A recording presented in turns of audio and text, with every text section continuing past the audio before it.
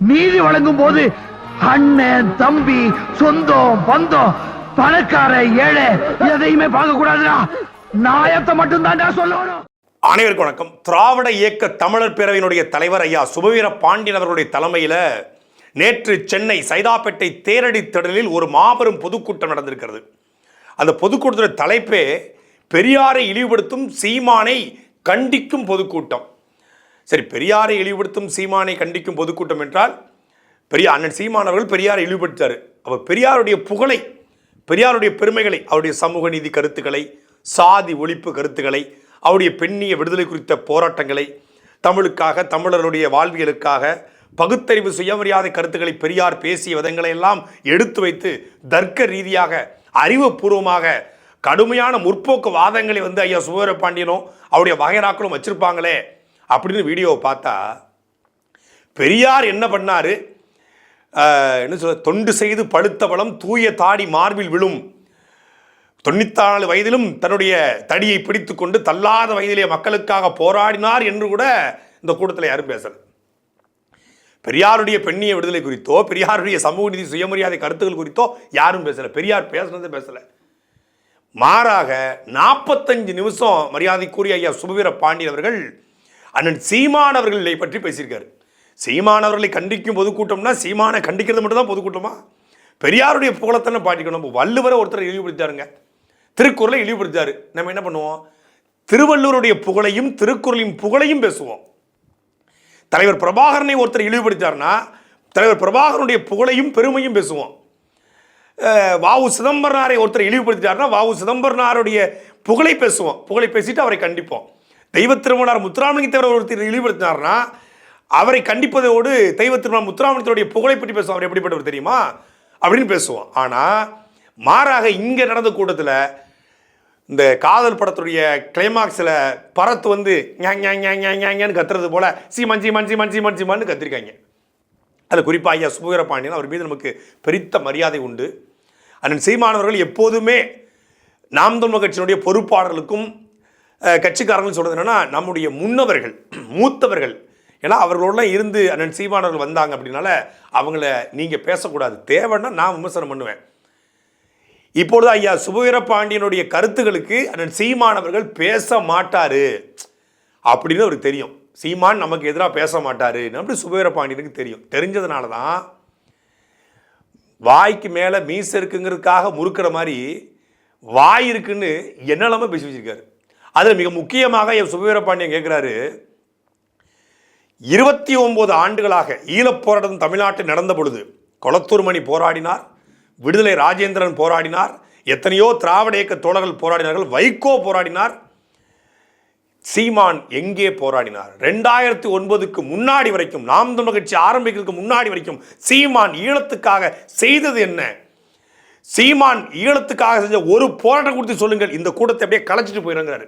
சீமான் 2009க்கு முன்னாடி எங்கே இருந்தார், என்ன பண்ணி கொண்டிருந்தார் அப்படின்னு ஐயா சுபவீர பாண்டியன் உச்சஸ்தானியில் பேசுறாங்க. ஐயா 2009க்கு முன்னாடி சீமான் எங்கே இருந்தார் என்ன பண்ணி கொண்டிருந்தார்னு கேட்குறீங்கல்ல, எங்கே இருந்தார் தெரியுமா? நேற்று சைதை தேரடி திடலில் இறுதியாக மைக்கு பிடிச்சு பேசினார் இல்லையா சுபவீர பாண்டியன், அவர் கூட தான் இருந்தார் அப்படின்னு நான் சொல்லலை. அது ஒரு பொடாக்காலம் என்று மரியாதைக்குரிய ஐயா சுபவீர பாண்டியன் எழுதிய பொடா குறித்த நூலில் முன்னுரையில் நாங்கள் அடிக்கடி ஒரு அலுவலகத்தில் கூடி பேசுவோம். அப்பொழுது நான் இயக்குநராக இருந்த சீமான் போன்றவர்கள் ஈழப்பிரச்சனை குறித்து தொடர்ச்சியாக விவாதிப்போம். அப்போ அந்த காலகட்டங்களில் ஈழப்பிரச்சனை குறித்து அண்ணன் சீமானோடு விவாதிச்சிருக்கீங்கன்னா அவர் ஈழ ஆதரவாளராக ஈழ போராட்டங்களில் தொடர்ச்சியாக ஈடுபட போய் தானே நீங்கள் விவாதம் பண்ணியிருக்கீங்க. நீங்களே உங்களுடைய நூலில் முன்னுரையில் அண்ணன் சீமானன் ஈழப்பற்றாளராக இருந்தார் என்பதற்கு நீங்களே சான்றா இருக்கீங்களே. அப்புறம் நீங்களே இங்கே கேட்குறீங்களே சீமான் என்ன பண்ணி கொண்டிருந்தார், ஈழத்திற்காக சீமான் செய்த ஒரு போராட்டம் என்னன்னு? நரம்புள்ள நாக்கு என்ன வேணாலும் பேசணும்னு சொல்லுவாங்க இல்லையா, அது மாதிரி இருக்கு ஐயாவுடைய சுபவீர பாண்டியனுடைய பேச்சு. நாம் தமிழர் கட்சி தொடங்கப்பட்டது 2009, இயக்கமாக தொடங்கப்பட்டது 2009 மே மாதத்துக்கு, ஜூலை மாதத்துக்கு பிறகு. நாம் தமிழர் கட்சி கட்சியாக மாறியது 2010 மே 18. அப்புறம் 2010 மே 18க்கு முன்னாடி 2009 ஜூலை வச்சுக்குவோம். 2009 ஜூலைக்கு முன்னாடி வரைக்கும் நாம் தமிழர் இயக்கமோ கட்சியோ கிடையாது. அண்ணன் சீமான் அவர்கள் அந்த 2009 மே 18 ஈழப் போர் நடைபெற காலகட்டம், அதுக்கு முன்னாடி ஈழத்துக்காக எதுவுமே போராடல அப்படிங்கிறதா ஐயா சுபவீரபாண்டியனுடைய வாதம். அந்த 2009 மே 18க்கு முன்னாடி தான் 3 முறை தேசிய பாதுகாப்பு சட்டத்தில் ஈழத்தை ஆதரித்ததற்காகவும் விடுதலை புலிகளை ஆதரித்ததற்காகவும் தலைவர் பிரபாகரன் குறித்து பேசியதற்காகவும் ராஜீவ்காந்தி குறித்து பேசியதற்காகவும் தேசிய பாதுகாப்பு சட்டத்தை சீமான் அவர்கள் கைது செய்யப்பட்டார்கள். நான் மறுபடியும் இந்த கூட்டத்தில் வெளிப்படையாக கேட்கிறேன், அந்த 23 ஆண்டுகளில் சீமானவர்களே ஈழத்துக்காக நீங்கள் செய்த செயல் என்ன என்பதை சொல்லுங்கள், நாங்கள் கூட்டத்தை கலைத்து விடுகிறோம். 19/10/2008 ராமேஸ்வரத்தில் தமிழின உணர்வாளர்கள் இருக்கக்கூடிய திரையுலகத்தை சார்ந்தவர்கள் நடத்திய ஒரு மிகப்பெரிய பொதுக்கூட்டம், ஒரு கண்டன ஆர்ப்பாட்டம் சொல்லலாம். பாரதிராஜா அவர்கள் தலைமையில் நடைபெற்ற மிகப்பெரிய பொதுக்கூட்டம். அந்த பொதுக்கூட்டத்தில் அண்ணன் சீமான் அவர்கள் பேசிய அந்த 20 நிமிட பேச்சுத்தான் யார் இந்த சீமான் என்று ஒட்டுமொத்தமான உலக தமிழர்களையும் திருப்ப வைத்தது. என்னை போன்ற இளைஞர்களை யார் இந்த சீமான் அப்படின்னு கேட்க ஆரம்பிச்சது. ஊ இஸ் சீமான் என்று கேட்கிற அத்தனை பேருக்கும் அந்த 20 நிமிட காணொலி தான் சான்று. சீமான் 2009க்கு முன்னாடி என்ன செஞ்சுக்கிட்டு இருந்தாரு அப்படின்னு கேட்கிற சுபவீரபாண்டியன் போன்றவருடைய வகைராக்களுக்கு அதுதான் சான்று. அந்த 19/10/2008 போர் உச்சத்தில் இருக்கு. எப்படி போர் உச்சத்தில் இருக்கு. ஒட்டுமொத்தமான இந்திய தமிழக அரசுகள் இலங்கை அரசுக்கு ஆதரவா இருக்கு. தமிழ்நாட்டில் ஆண்டு கொடுத்த திமுக அரசு அன்னைக்கு ஈழத்தமிழருக்கு ஆதரவாக தமிழ்நாட்டில் போராடிய அத்தனை பேரையும் முடக்கி கொண்டிருக்கிறது. ஒரு ரத்த பாக்கெட்டை அனுப்புறதுக்கு நாங்கள் எவ்வளோ கஷ்டப்பட்டோம் தெரியுமான்னு ஐயா சுபவீரபாண்டியன் பேசுறாரு. யார் ஆட்சியில்? திமுக ஆட்சியில். எந்த திமுக நீங்கள் முட்டு கொடுக்குறீங்களோ அந்த திமுக ஆட்சியில் தான் நீங்கள் ஒரு ரத்த பாக்கெட் அனுப்புறது கஷ்டப்பட்டிருக்கீங்க. அப்போ என்ன அர்த்தம்? அன்னைக்கு திமுக ஈழத்தமிழர்களுக்கும் எதிராக இருந்தது, காங்கிரஸோடு நின்று கொண்டு அந்த போரை நடத்தி கொண்டிருந்தது, வேடிக்கை பார்த்து கொண்டிருந்தது. அப்போ 19/10/2008 அண்ணன் சீமானவர்கள் பேசிய பேச்சு போர் எப்படி நடக்கும்னு பேசுறாரு. குண்டு எப்படி வெடிக்கும்? கீழே போய் வெடிக்கும். வெடித்த வெடியிலே தண்ணீர் பீச்சி அடிக்கும். குண்டு தரையிலே விழுந்தால் தண்ணீர் பீச்சி அடிக்கும். என் உறவுகளின் தலையில் விழுந்தால் என்ன பீச்சி அடிக்கும்னு அவர் கேட்ட கேள்வி. இத்தாலியில் பிறந்த சோனியா காந்தியை அன்னையாகலாம், எனக்கு என் சொந்த ரத்தம் பிரபாகரன் எனக்கு அண்ணனாக கூடாதா என்று கேட்ட கேள்வி. அந்த கேள்வியின் மூலமாக தேசிய பாதுகாப்பு சட்டம் அண்ணன் சீமான் மீதும் அமீர் மீதும் போடப்பட்டது. அது 2009க்கு முன்னாடி தான். என் இன விடுதலை குறித்து 15 ஆண்டுகளுக்கு மேலாக தமிழகத்தின் தெருக்களில், வீதிகளில், மேடைகளில், அதுபோக பல்வேறு நாடுகளில் நான் பேசி வந்த போதிலும் இந்த மேடை எனக்கு மிக முக்கியமானது. நான் சார்ந்திருக்கிற திரை உலகம் இன்று தமிழ் இன படுகொலையை கண்டித்து குரல் எழுப்ப வந்திருக்கிறது. அதில் ஒரு குரலாக என் குரல் ஒலிப்பதில் எனக்கு மகிழ்ச்சி. தேசிய பாதுகாப்பு சட்டம் போடப்பட்டு கலைஞர் கருணாநிதியால் கைது செய்யப்பட்டு சிறைப்படுத்தப்பட்ட அண்ணன் சீமான் அவர்களும் அமீர் அவர்களும் மதுரை ஜெயில 2 மாதம் 19/10/2008 கைது செய்யப்பட்டவங்க 24 டிசம்பரில் வெளியே வராங்க. வெளியே வந்த உடனே அண்ணன் சீமான் அவர்கள் பயந்தாங்கோலியா இருந்திருந்தா, ஒரு சிறைக்கே பயந்திருந்தா, அவர் ஈழத்தமிழரையும் தலைவர் பிரபாகரனையும் நேசிக்காமல் இருந்திருந்தா, ஒரு திரை வாழ்க்கையில் ஒரு பெரிய இயக்குனராக வர வேண்டியவர் ஜெயிலில் போய் அந்த ஜெயிலை பார்த்து மிரண்டிருந்தால் அதுக்கப்புறம் பேசியிருப்பாரா? ஜெயிலேருந்து வெளிவந்து குடும்பத்தை பார்த்து கொஞ்சம் ஆசுவாசப்படுத்திட்டு 10 நாள் 15 நாள் கழிச்சு கூட கூட்டத்துக்கு போயிருக்கலாம். ஜெயிலேருந்து வெளியே வந்திருக்காரு. எப்போ? 19/10/2008 ராமேஸ்வரம் கூட்டத்தில் பேசி கைது செய்யப்பட்ட அண்ணன் சீமான் அவர்கள் நேரடியாக மதுரை ஜெயிலிருந்து வெளிவந்து அண்ணன் அமீர் அவர்கள் அவர் வீட்டுக்கு போயிட்டாரு. ஜெயிலிருந்து வெளிவந்த உடனே ஈரோட்டில் பெருந்துறையில் தமிழ் தேசிய பொதுவுடைமை கட்சி தலைமையில் ஐயா மணியரசன் தலைமையில் அன்னைக்கு தந்தை பெரியார் திராவிட கழகத்தினுடைய குளத்தூர் மணியனன் இணைந்து நடத்திய பொதுக்கூட்டத்தில் ஜெயிலிருந்து நேராக வெளிவந்து ஈரோடு பெருந்துறையில் கூட்டம். பெருந்துறையில் ராஜீவ்காந்தி குறித்து கடுமையாக பேசியதற்கும் ஈழத்தை ஆதரித்ததற்கும் தலைவர் பிரபாகரனை ஆதரித்து பேசியிருக்கும் மீண்டும் கைது செய்யப்பட்டு கோயம்புத்தூர் ஜெயிலில் குளத்தூர் மணியும் ஐயா மணியரசனும் அண்ணன் சீமானும் அடைக்கப்படுறாங்க. இந்த விஷயம் சுபவீரபாண்டியனுக்கு தெரியுமா தெரியாதா? மதுரை சிறையில் தேசிய பாதுகாப்பு சட்டம், திருப்பி கோயம்புத்தூர் ஜெயிலில் தேசிய பாதுகாப்பு சட்டம், திருப்பி அங்கிருந்து வெளிவந்து இனிமேல் 2 சிறை பார்த்துட்டோம், இனிமேல் நமக்கு நம்ம தொழிலை பார்ப்போம், நம்ம அரசியல்வாதிகள் பார்த்து கொள்வாங்க அப்படின்னு சீமான் நினைச்சிருந்தா புதுச்சேரியில் பேசியிருக்க மாட்டார்.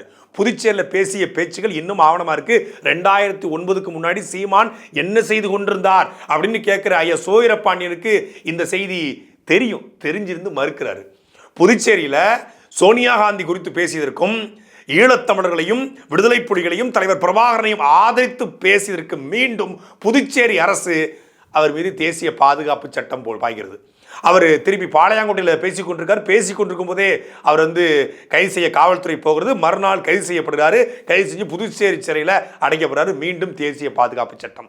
இப்படி 2008 தொடங்கி 2009 வரைக்கும் அந்த ஒரு வருட காலத்தில் அந்த போருக்கான ஒரு வருட காலத்தில் 2008 பிப்ரவரி மாதம் ஈழத்துக்கு போயிட்டு வந்த பிறகு அண்ணன் சீமான் அவர்கள் ஓராண்டு காலமும் முழுக்க ஜெயிலில் இருந்தார். இதை விட ஒரு இயக்குனராக இருந்தவர், ஒரு திரைப்படம் எடுத்தவர், எவ்வளவு இனப்பற்றும் மொழிப்பற்றும் ஈழத் தமிழர்கள் மீதும் தலைவரையும் நேசித்திருந்தா எத்தனை முறை நீ சிறையில் போட்டாலும் அத்தனை முறையும் வெளிவந்து நான் பேசணும்னு நின்றுப்பாரு. கனடாவுக்கு போனது எந்த வருஷம்? கனடாவில் போய் அண்ணன் சீமானவர்கள் பேச போய் ஈழத்தமிழர்களுக்காகவும் தலைவருக்காகவும் பேசி அங்கிருந்து திருப்பி அனுப்பப்பட்டது அதே 2009 போருக்கு முன்னாடியான காலகட்டம் தான்.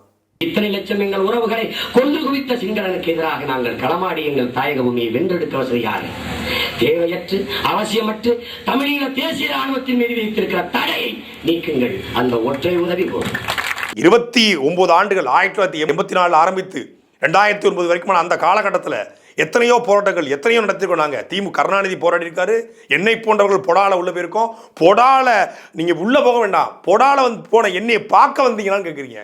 அண்ணன் சீமானவர்கள் தேசிய பாதுகாப்பு சட்டத்தில் கைது செய்யப்பட்டாங்களே, நீங்கள் எத்தனை முறை போய் பார்த்தீங்க? அந்த காலகட்டத்தில் ஜெயலலிதா ஒரு துரோகி, அந்த காலகட்டத்தில் ஜெயலலிதா ஒரு எதிரி, கருணாநிதி முதுகுல குத்துற துரோகி சொன்னது யாரு? இதே சுபவீரபாண்டியன். மறுக்க முடியுமா? கருணாநிதி ஒரு துரோகி என்று நீங்கள் பதிவு செய்ததை மறுக்க முடியுமா? மரியாதைக்குரிய ஐயா சுபவீரபாண்டியன் அவர்களே, போடால உள்ள போன பிறகு பொடால கருணாநிதி உங்களுக்காக ஆதரவாக நின்றார் என்ற ஒரே ஒரு காரணத்திற்காக மொத்தமாக அது வரைக்கும் தமிழ் தேசியம் பேசிக்கொண்டது நீங்கள், தமிழ் தேசிய வகுப்புகள் எடுத்துக்கொண்டது நீங்கள், கருணாநிதியை ஒரு ஈழ துரோகி என்று தமிழ் தேசியவாதிகளுக்கு அடையாளப்படுத்திய நீங்கள் மாறிட்டீங்க. நீங்கள் துரோகியா போயிட்டு சீமான் எங்கே போனார், சீமான் அங்கே போனார். 17 வயசு 1987 அண்ணன் சீமானுக்கு 17 வயசில் சீமான் ஏன் போராடலன்றீங்க? ஏன் 1950 1947 சீமான் ஏன் போராடலன்னு கேளுங்களேன். சுதந்திரத்துக்கு ஏன் சீமான் போராடலை, மொழிப்போருக்கு ஏன் சீமான் போராடலை அப்படின்னு கேட்பீங்களா? நான் கூட தான் 2009 வரைக்கும் மருத்துவ பிரதிநிதியாக இருந்தேன். எப்போ எனக்கு ஈழ அரசியலே தெரியாது. 2009 வரைக்கும் எதிரியுமே கலந்து கொள்ளாத துரைமுருகன் இப்போது அரிட்டாப்பட்டி ஜங்ஷனுக்காக பேசுகிறேன். இப்போ தானே அரசியல் விழிப்புணர்வு ஏற்பட்டிருக்கு, இப்போ தானே எங்களுக்கு தெரிஞ்சிருக்குது. அப்படி எங்களுக்கு இப்போது தெரிஞ்சது போல அண்ணன் சீமானுக்கு 2008 2009 காலத்தான் போர் நடக்கும்போது தான் உங்களை சந்தித்தேன். எப்படியாவது இந்த போரை நிறுத்துவதற்கு கலைஞர் கருணாநிதியை சந்தித்து அவரை கன்வின்ஸ் பண்ணி இந்த போரை நிறுத்த அண்ணன் சீமான் துடிக்கலை. உங்களை கூப்பிட்டு எஸ்எஸ்பி அண்ணன் மரியாதைக்குரிய தமிழிச்சி தங்கபாண்டியனுடைய கணவர் அண்ணன் எஸ்எஸ்பியா இருந்த சந்திரசேகர் அவர்களை பார்த்து அதன் மூலமாக தூதுவிட்டு எப்படியாவது இந்த போரை நிறுத்த அழுத்தம் கொடுக்க சொல்லலை. அது மட்டுமா, எத்தனை பேர்களை பார்த்துருக்காங்க. நீங்கள் அந்த காலகட்டத்தில் எல்லாத்தையும் தலைவர் பிரபாகரன் சொல்லிவிட்ட செய்தியை கலைஞர்கிட்ட போய் சொல்றதுக்கு அண்ணன் சீமான் துடித்திருக்காரு. அந்த செய்தியை கூட கொண்டு போய் சேர்க்க விடாமல் தடுத்தது யாரு? அந்த போர் நடக்கும்போது வேடிக்கை பார்த்தது யாது? போர் நடக்கும்போது பள்ளி கல்லூரிக்கு விடுமுறை விட்டு முத்துக்குமார் இறந்தபோது காதல் தோல்வியில் இறந்து விட்டான்னு சொல்லி கடிதம் எழுதி இங்கிருந்து ரத்த பாக்கெட்டில் அனுப்ப முடியல. ஒரு ரத்த பாக்கெட் அனுப்புறது எவ்வளோ கஷ்டப்பட்டோம், மன்னியரசு போன்றவர்கள் எவ்வளோ கஷ்டப்பட்டாங்க. கஷ்டப்பட வச்சது யாரு? ஜாபர் சாதிக்கு அனுப்பி உளவுத்துறை மூலமாக ஈழத்துக்கு இங்கிருந்து ரத்த பாக்கெட் அனுப்பிய அண்ணன் புதுக்கோட்டை முத்துக்குமார் விட்ட அத்தனை பேரையும் கைது பண்ணி சிறைப்படுத்தி ரத்த பாக்கெட்டில் வாங்கி காலில் போட்டு மிதிச்சு மாத்திரல கடலில் எரிஞ்சது யாரு? அரசு. எந்த அரசு? நீங்கள் ஆதரிக்கிற திமுக அரசு. ஐயா சுபவீரபாண்டி என்ன சொல்ல வர்றாருன்னா, கொளத்தூர்மணி போராடினாரு, வைகோ போராடினாரு, பல நெடுமாறன் போராடினாரு, நான் போராடினேன், அப்போ சீமான் படம் எடுத்துக்கிட்டு இருந்தாருங்கிறாரு. உங்களை எல்லாரையும் நம்பினாரு. நீங்களாம் ஈழத்தை மீட்பீங்க, ஈழ போற தடுத்து நிறுத்துவீங்க அப்படின்னு நம்பினாங்க. ஆனால் கொளத்தூர்மணி இன்னைக்கு வரைக்கும் அவர் போராட்டம் பண்ணியிருக்காரு, மாற்றுக்கிறது இல்லை. ஐயா வைகோ போராடிருக்காங்க, மாற்றுக்கிறது இல்லை. நீங்கள் போராடி இருக்கீங்க, மாற்றுக்கிறது இல்லை. அண்ணன் விடுதலை ராஜேந்திரன், அண்ணன் கோவை ராமகிருஷ்ணன் போராடி இருக்காங்க, மாற்றுக்கிறது இல்லை. ஆனால் 2009 அந்த போரை நிறுத்தாமல் வேடிக்கை பார்த்து போலி உண்ணாவிரத நாடகம் இருந்து பிரணாமூர்த்தி ஏமாற்றி விட்டார் என்று சொல்லி போர் நின்று விட்டது என்று அறிவித்து பதுங்கு குழியில் இருந்த தமிழர்கள் வெளியே வந்து கருணாநிதியின் பேச்சை காட்டு 20,000 பேர் செத்த பொழுது மழை விட்டாலும் தூவானம் விடாது என்று கவிதை பாடி ஈழத் தமிழர்களை காவு கொடுத்த கருணாநிதிக்கு நீங்க எல்லாரும் முட்டு கொடுத்து நிற்கிறீங்க. நீங்க முட்டு கொடுத்து நின்று விட்டு சீமான் என்ன செய்து கொண்டிருந்தான்னு கேட்குறீங்க. 2009க்கு முன்னாடி ஈழத்தை ஆதரித்த எல்லோரும் இன்னைக்கு ஈழ அரசியல் தேவையில்லை என்று ஒதுங்கிவிட்டீர்கள். சீமான்னு ஒருத்த இல்லைன்னா இன்னைக்கு ஈழத்தில் போராடிய தலைவனை தீவிரவாதியாக திமுக அரசு முத்திர குத்திருக்கோம். இன்னைக்கு தமிழ்நாட்டில் காதணி விழாவில், திருமண வீடுகளில், அழைப்புதல்களில், முகப்பு படமாக, அலைபேசியில், சட்டையில், கையில், வாட்சில் என்று எல்லா இடங்களிலும் தலைவர், தமிழீழ தலைவருடைய படம் இருக்குதென்றால் அது சீமான் மட்டும்தான் காரணம். அதுக்கு முன்னாடி வைகோ காரணமாக இருக்கலாம், நெடுமாறன் காரணமாக இருக்கலாம், அண்ணன் கொளத்தூர்மணி காரணமாக இருக்கலாம், ஐயா கோவை ராமகிருஷ்ணன் காரணமாக இருக்கலாம். ஆனால் இன்றைக்கு 2009க்கு பிறகு போர் முடிந்து விட்டு அறிவிக்கப்பட்ட பிறகு, புலிகள் இல்லை என்று அறிவிக்கப்பட்ட பிறகு இன்னைக்கு அந்த அரசியலை பேசுகிறாங்க தமிழ்நாட்டில்.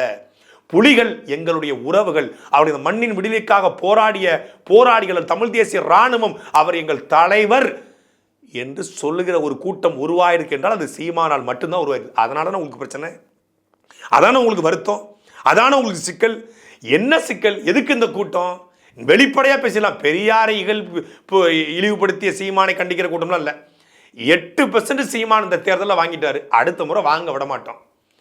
சீமான் இப்பொழுது விழுந்து கொண்டிருக்காராம். எது 8% 5% ஆயிடுச்சு. எனக்கு உளவுத்துறை ரிப்போர்ட். அப்போ இந்த உளவுத்துறை எங்களுக்கு தெரியாதா? ஆம்ஸ்டாங் கொலை வழக்கை முன்னாடியே கண்டுபிடிச்ச உளவுத்துறை, தமிழ்நாட்டை சட்டம் ஒழுங்கை காப்பாற்றுற உளவுத்துறை, தமிழ்நாட்டுடைய ஒட்டுமொத்தமான இதையும் காப்பாற்றுற உளவுத்துறை. இந்த உளவுத்துறை எங்கள் லட்சணங்கள் தெரியாதா? ஆடியோக்களையும் வீடியோக்களையும் வெட்டி ஒட்டி கட்டி பரப்புற உளவுத்துறை தானே இந்த உளவுத்துறை. இந்த உளவுத்துறை சொல்லிடுச்சா 8 விழுக்காடு ஓட்டு 5% மாறிச்சு. இதே உளவுத்துறை தான் 2024 நாடாளுமன்ற தேர்தலில் சீமான் 20 லட்சம் கூட வாங்க மாட்டாருன்னு சொல்லிச்சு. இதே உளவுத்துறை தான் 2021 சட்டமன்ற தேர்தலில் சீமான் 10 லட்சம் கூட வாங்க மாட்டாருன்னு சொல்லிச்சு. 2% தான் சீமான் வாங்குவாரு அப்படின்னு சொல்லிச்சு. ஆனால் 8.2 விழுக்காடு வாங்கியிருக்கோம்.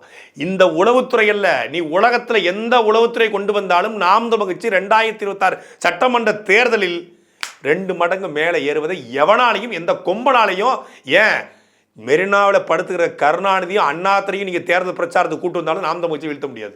நம் கனவு தேசிய இனத்திற்கென்ற ஒரு தேசம், அல்லலுற்று அவதிப்பட்ட அந்த மக்களுக்கென்ற ஒரு கனவு, தாயகம் மண்ணின் விடுதலை.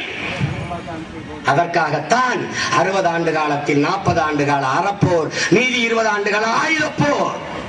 அப்போதும் உயிரிழப்பு, இப்போதும் சொல்லொண்ணாத எண்ணிலடங்காத உயிரிழப்பு. இந்த கூட்டம் ஆரம்பிக்கும் போது ஐயா சுபை சொல்றாங்க, நான் 3 முக்கியமான விஷயங்களை பேச வந்திருக்கேன். நேரம் பத்தலை, நேரம் எனக்கு பத்தலை. ஆனால் முக்கியமான 3 செய்திகளை நான் சொல்ல வந்திருக்கிறேன். அது எப்போ சொல்றாருன்னா, இந்த கூட்டம் ஆரம்பித்து அவர் பேச ஆரம்பித்து 10 நிமிஷங்கள் சொல்றாரு.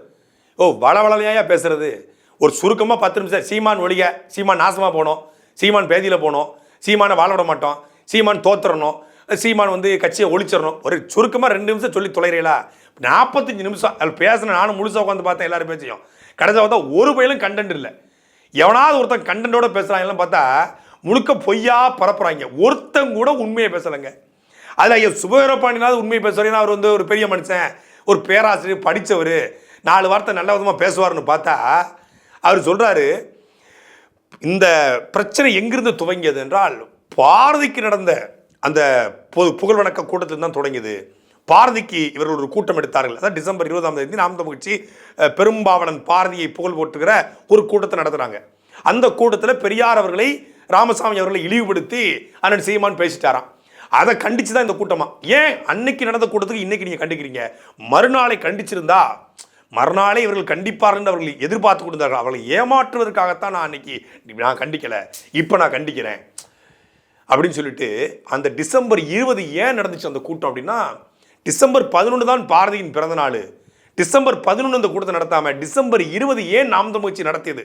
மொசாட்டில் வேலை பார்த்துருக்காப்புல ஆள்.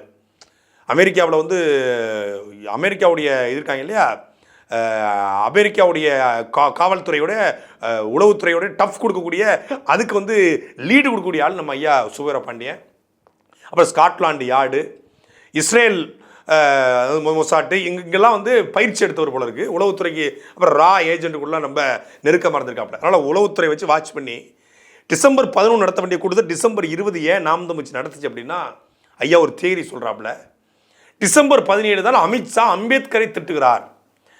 அமித்ஷா அம்பேத்கரை திட்டியதற்கு தமிழ்நாடு முதலமைச்சர் எதிர்ப்பு தெரிவிக்கிறார்.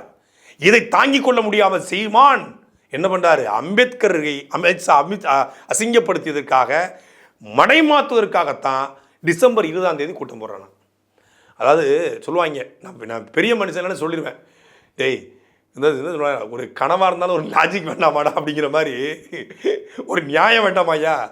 இந்த கூட்டம் டிசம்பர் மாதம் 11 நடத்துவதற்கு நாம் தமிழ் கட்சி திட்டமிட்டு காவல்துறை அனுமதியும் வாங்கிச்சு.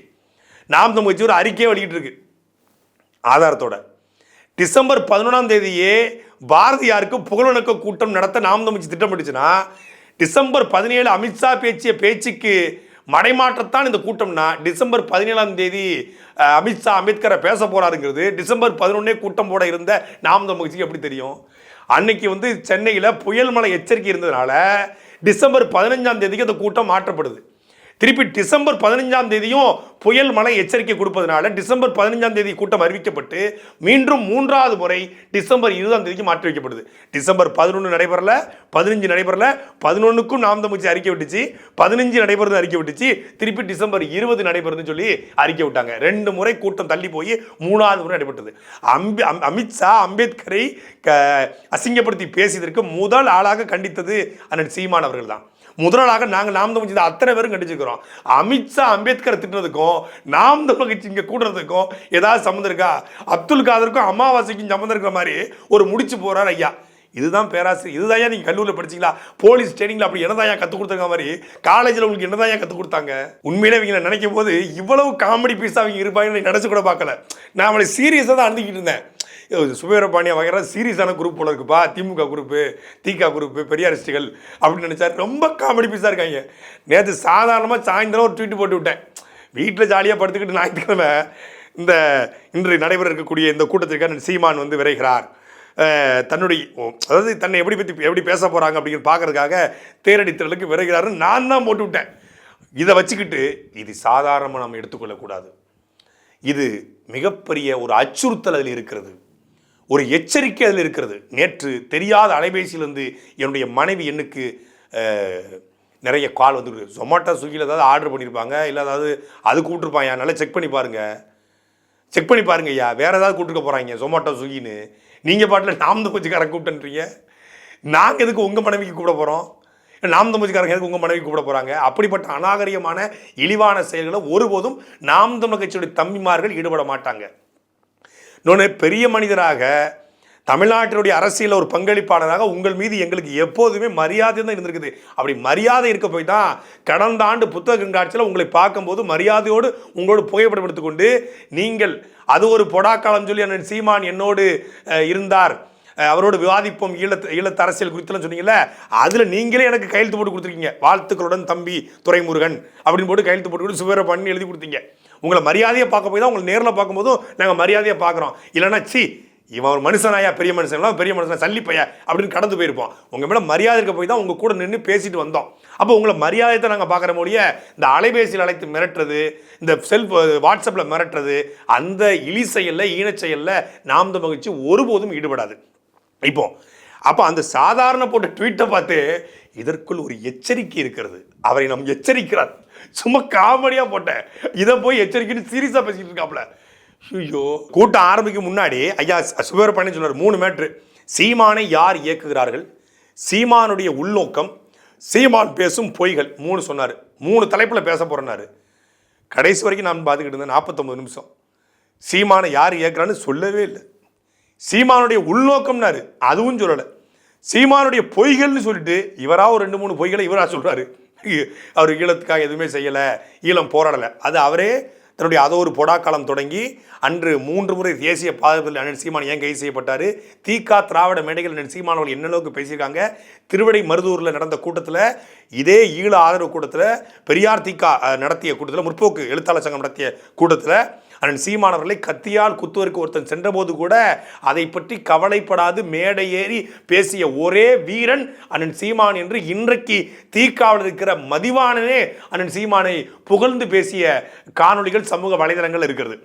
அதே போல தான் பெருந்துறை கூட்டத்தில், ஒவ்வொரு கூட்டத்திலும் மதுரையில் நடந்த கூட்டமாக இருக்கலாம், ராமேஸ்வரம் கூட்டமாக இருக்கலாம், புதுச்சேரி கூட்டமாக இருக்கலாம், வழக்கறிஞர் மாநாடு அண்ணன் நெல்லை சிவகுமார் தலைமையில் பாளையங்கோட்டை ஜவஹர் திடலில் மிகப்பெரிய அளவில் 2009 காலகட்டத்தில் நடந்தது, போருக்கு முன்னாடி.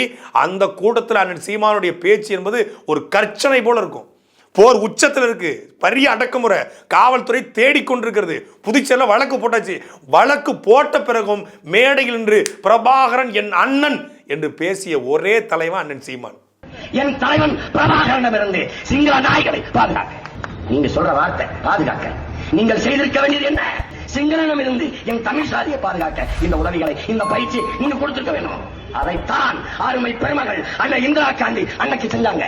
அன்னைக்கு என்ன சொன்னாரோ இன்னைக்கு அதான் சொல்லாரு. அன்னைக்கு என்ன பேசினாரோ அதே தான் பேசினார். எதுல மாறி இருக்காரு? பெரியார் நிலைப்பாட்டில் மாறி இருக்காரு. அதுதான் உண்மை. அதை நாம் தான் வச்சு ஒத்துக்கொள்கிறது. பெரியார் நிலைப்பாட்டில் அண்ணன் சீமான் மாறி இருக்காரு. ஆனால் மாற வச்சது யாரு?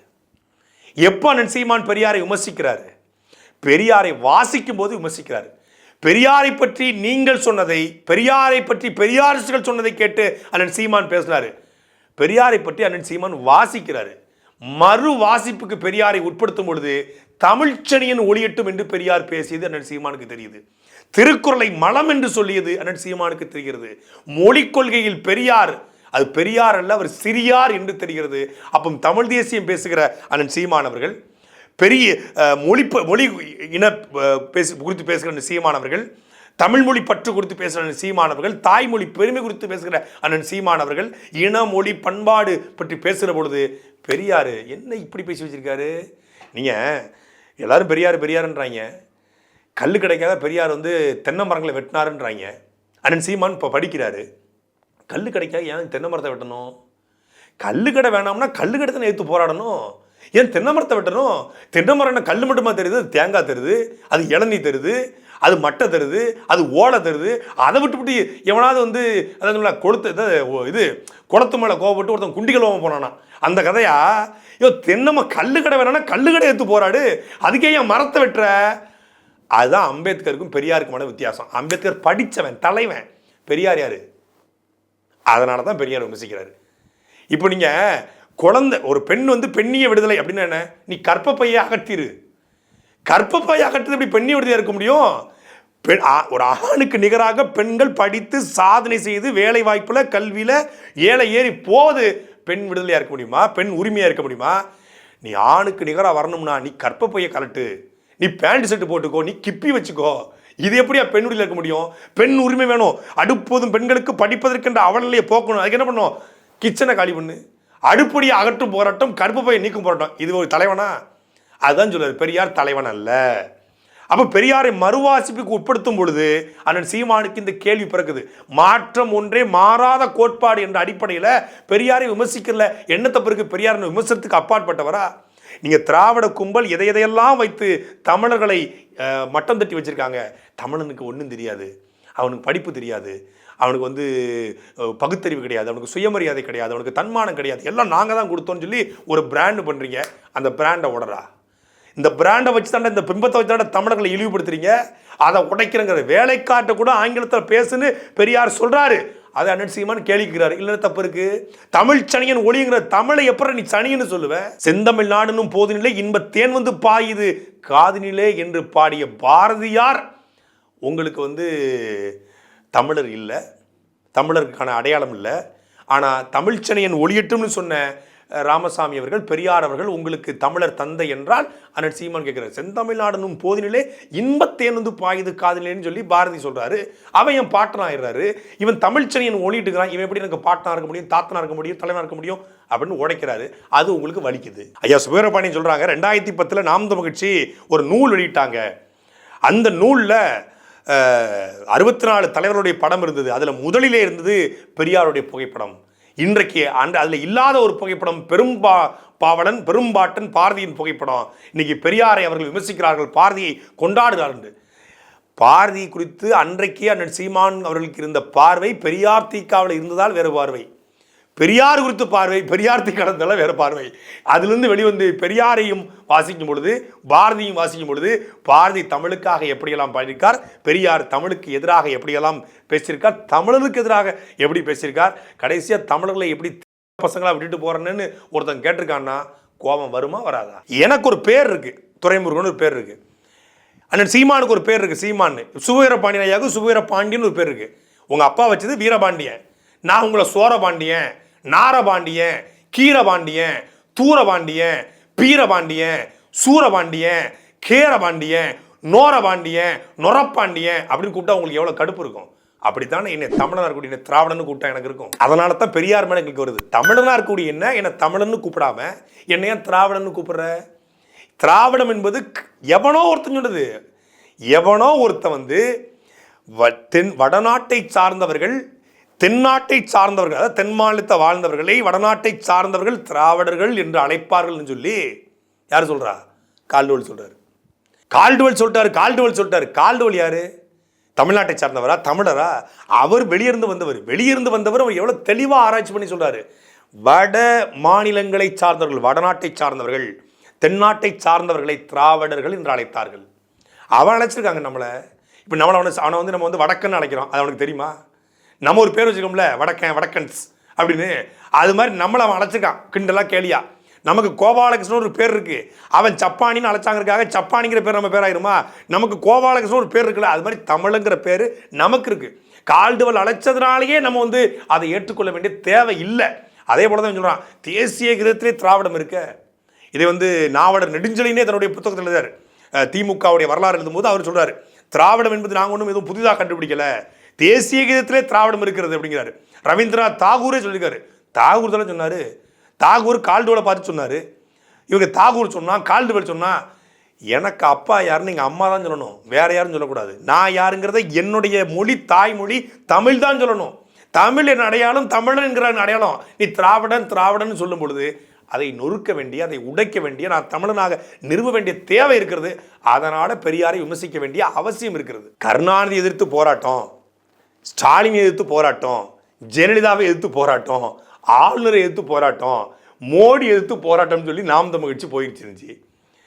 தீகா ஒரு காலத்தில் திராவிட இயக்கங்கள் உலக வரலாறு பேசும், அமெரிக்க வரலாறு பேசும், ரஷ்ய வரலாறு பேசும், பகுத்தறிவு பேசும், சுயமரியாதை பேசும், முற்போக்கு பேசும், நாசக்கார திட்டங்களை எதிர்த்து போராடும். அந்த வழிவந்த சுபவீர பாண்டியன் அவர்கள், திராவிட இயக்க தமிழர் பேரவை நடத்தக்கூடிய சுபவீர பாண்டியன் அவர்கள் அண்ணன் சீமானை எதிர்த்து ஆர்ப்பாட்டம் நடத்துறீங்களே. அண்ணாமலை பல்கலைக்கழகத்தில் ஒரு மாணவி பாலியல் பலாத்காரம் செய்யப்பட்டிருக்காளே, அதை பற்றி உங்களுடைய விவாதம் என்ன, கருத்து என்ன? அது கூட உங்களுக்கு தேவையில்லாத சப்ஜெக்டு, நீங்கள் வேற மாதிரி ஆள், அது கூட வேண்டாம்.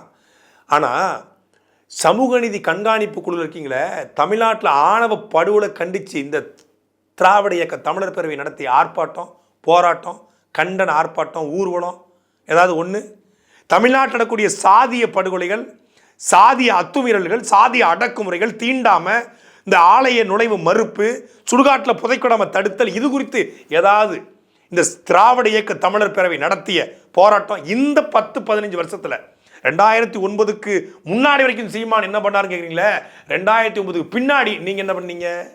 2009க்கு முன்னாடி நீங்கள் எல்லாம் பண்ணீங்கல்ல, 2009க்கு பின்னாடி கூடங்குளம் அணு உலை, ஸ்டெர்லைட்டு, மீத்தேனு, ஹைட்ரோகார்பனு, 8 வழிச்சாலை, சாகர்மாலா, பாரத்மாலா, கெயில் குழாய் பதிப்பு, சிஇஏ என்பிஆர் என்ஆர்சிக்கான போராட்ட களங்கள், இன்னைக்கு அதே போல் 8 வேளாண் மசோதா எதிரான போராட்டங்கள் என்று தொடர்ச்சியாக தமிழ்நாட்டுடைய அத்தனை நாசக்கார திட்டங்களுக்கும் தமிழ்நாட்டில் இன்னைக்கு பரந்தூர் விமான நிலையம், அரிட்டாப்பட்டி டங்ஸ்டன் சுரங்கம் என்று தமிழ்நாடு முழுக்க நடக்கிற அத்தனை நாசக்கார திட்டங்களை எதிர்த்தும் அண்ணன் சீமானும் நாம் தமிழ் கட்சியும் போராடுது. சுற்றுச்சூழல் பாசறை வழக்கு போடுது. தஞ்சை பெருவுடையார் கோயிலில் சமஸ்கிருதத்தை மட்டும்தான் மந்திரம் ஒழிக்க முடியும் என்ற நிலையிலிருந்து மதுரை நீதிமன்றத்தில் வழக்கு போட்டு நாம் தமிழ்ச்சியின் சார்பாக நாம் தமிழ்ச்சி வழக்கறிஞர் பாசறை மூலமாக வழக்கு போட்டு வென்று தமிழை தஞ்சை பெருவுடையார் கோயிலில் கோவில் கலசத்திலையும் உள்ளே கருவறையிலும் ஒழிக்க வைக்கிறது. கரூர் பசுபதீஸ்வரர் கோயிலுக்கு வழக்கு போட்டு தமிழை வழிபாடு மொழியாக மாற்றுங்கள் என்று நாம் தமிழ்ச்சி வென்று வருகிறது.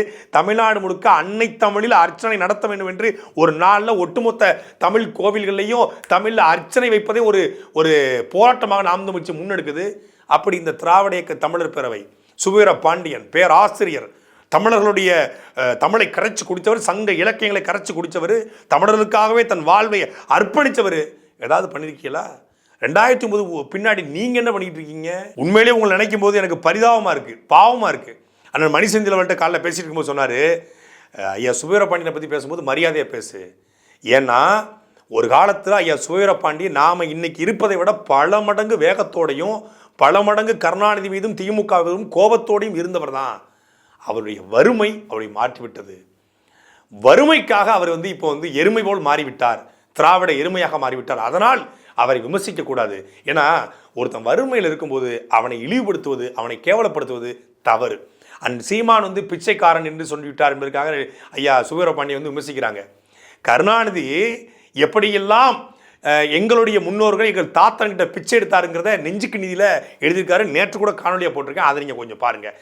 சீமான் அவர்கள் அவருடைய தம்பிமார்கள்ட்ட நிதி கேட்கிறார், நிதி பெறுகிறார், அதை வைத்து அவர் வந்து வாழ்கிறார். மக்களுக்காக நிற்கிற ஒருத்தனுக்கு மக்களே கொடுப்பதில் எந்த தவறும் கிடையாது. அதை கலைஞர் கருணாநிதி 2015 உடன்பிறப்புகளே, நான் உங்களிடத்தில் கேட்பாது வேறு யாரிடம் கேட்பேன், நான் பணக்காரிடத்திலோ நான் செல்வந்தரிடத்திலேயோ நான் முதலாளிகளோ கேட்க முடியும், உங்களிடம் தானே கேட்க முடியும், நான் கேட்கும் போதெல்லாம் கொடுப்பது நீங்கள் தானே என்று எழுதுகிறார். அப்போ கருணாநிதி எடுத்தது என்ன? அதனால இந்த மாதிரி போராட்டங்களை, ஆர்ப்பாட்டங்களை தொடர்ச்சியா நீங்க வந்து தமிழ்நாடு முழுக்க நடத்தணும். ஏன்னா காவல்துறை வந்து தேரடி வீதியில் நாம் தமிழ் கட்சிக்கு வந்து தேர்தல் பிரச்சாரத்துக்கு கூட அனுமதி கொடுக்காது, ஆனால் உங்களுக்கு அனுமதி கொடுக்கும். எனக்கு தெரிஞ்சு தமிழ்நாட்டிலேயே அரசின் சார்பாக நடந்த ஒரே கூட்டம் தேரடி தேர்தல். திமுக கூட்டம் நடத்தும், அதிமுக கூட்டம் நடத்தும், பிஜேபி காங்கிரஸ் நடத்தும். முதல்ல தமிழ்நாடு அரசே முதலாக ஒரு கூட்டத்தை நடத்தி அண்ணன் சீமான திட்டம் வச்சுக்குது. அந்த படத்தில் வில்லங்களை என்ன பண்ணுவாங்கலாம், ஹீரோவை அடிக்கிறதுக்கு நேராக முதல்ல அவனே வரமாட்டான். ஏன்னா முதல்ல வில்லன் என்ட்ரி ஆகிட்டா படத்தில் சுவாரஸ்யம் போயிடும். அப்போ முதல்ல இந்த அல்லக்கையில் பூரா அனுப்புவான். அல்லக்கையில் பூரா அனுப்பிச்சிட்டு ஹீரோட்ட வந்து அனுப்புவான். ஹீரோ அந்த அல்லக்கையில் பூரா ஓடு ஓடு சரிக்குள்ள அப்படின்னு அடித்து விரட்டி விட்டுருவாப்புல. அதுக்கப்புறம் தான் இன்டர்வல் வரும்போது தான் இந்த கிளைமாக்ஸ் வரும்போது தான் வில்லன் என்ட்ரி ஆவான். இப்போ இந்த அல்லக்கையில் போகிறதையும் வில்லன் அனுப்பியிருக்காப்புல. இந்த அல்லக்கையில் வில்லன் தன் செலவிலேயே கூட்டம் போட்டு வில்லன் தன் ஆட்களையே அனுப்பி படைவளத்தோடு சூழ்ந்து வச்சு, ஏன்னா சுபவீரபாண்டியனுக்கு 4 சுபவீரபாண்டியன் எங்கள் ஊரில் எவனுக்குமே தெரியாது. சுபவீரபாண்டியன் தெருவில் இறங்கினாதானே எவனுக்குமே தெரியாது வேறு விஷயம். திமுக கட்சிக்காரங்க ஒரு 4 பேரை உட்கார வச்சுட்டு அந்த பெரிய மக்களாக வந்து உட்காந்துருக்கு. சுபவீரபாண்டியன் பேச்சக்காக தான் அந்த பெரிய மக்களாக உட்காந்துருக்கு. அந்த கூட்டத்தில் காசு கொடுத்து இந்த ஏரியாவில் கொடுத்து உட்கார வச்சிருக்காங்க. பாவம், அதுக்கு யார் பேசுகிறா என்ன பேசுகிறா எதுவும் தெரியாது. கை தட்டுறதுக்கு டெம்ப்ளெட்டாக ஒரு 50 பேர் சக்கன்னு கை தட்டுறதுக்கு சீமான் திட்டம் போதெல்லாம் கை தட்டணும்னு சொல்லி. ஆனால் சீமான் அவர்கள் மண்ணுக்காகவும் மக்களுக்காகவும் போராடுறாரு, நீங்கள் அவரை எடுத்து போராடுறீங்க. சாட்டை எடுத்து நாட்டை திருத்து, இளம் தலைமுறை தானே நீ வழி